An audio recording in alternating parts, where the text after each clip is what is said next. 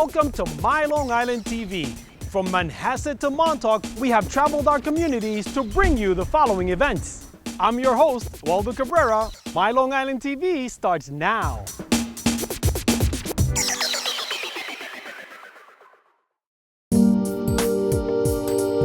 Welcome to the Nassau County Museum of Art. My name is Laura Lynch. I'm Director of Education here at the museum. We are on the second floor of the museum in our contemporary gallery, which is presently has the work of two wonderful young artists. We're looking at the work of Chris Johanson, an artist from California. He's a self-taught artist, and he works in many different mediums. The piece that we're looking at behind us is actually done on wood panels. There's two of them, so we call it a diptych. And it's actually wooden doors that he worked on. So he is in the history of artists using found objects and actually using that as instead of a traditional canvas or paper. It's non-representational, it's much about color, shape, pattern, line, and you're very conscious of the paint on the surface, particularly the very wood grain and the dripping of the paint and some of the paint that is just the textures of the brush work on the wood. This is the second work,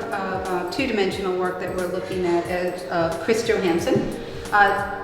Similar in the sense of kind of very large-scale work, different in the sense that it's on paper rather than the wood panels that we had just examined.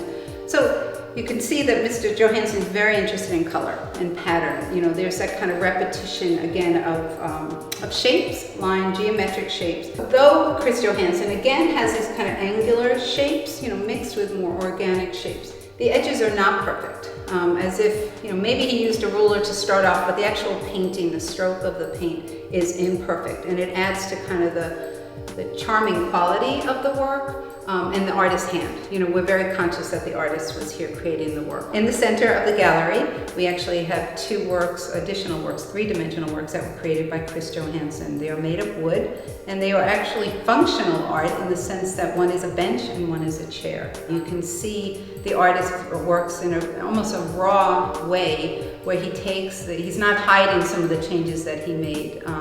He's revealing, kind of, again, the process similar to the wood that we've gotten to see in Chris Johanson's work. He's inspired by that. The abstract expressionists themselves were very concerned about how people would complete their work, as if it was a dialogue between the artist and the viewer.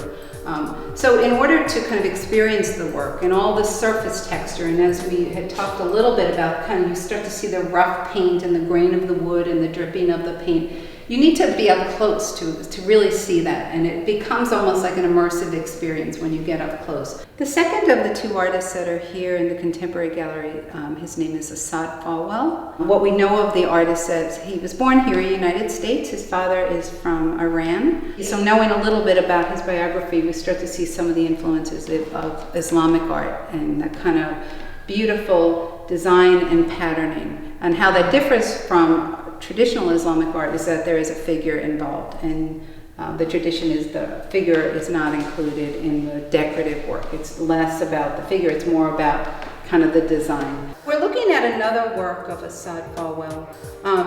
Similar in many ways in terms of the medium that he used and also the application of the paint, this beautiful, exquisite patterning that you see over the entire canvas. There's so much movement happening.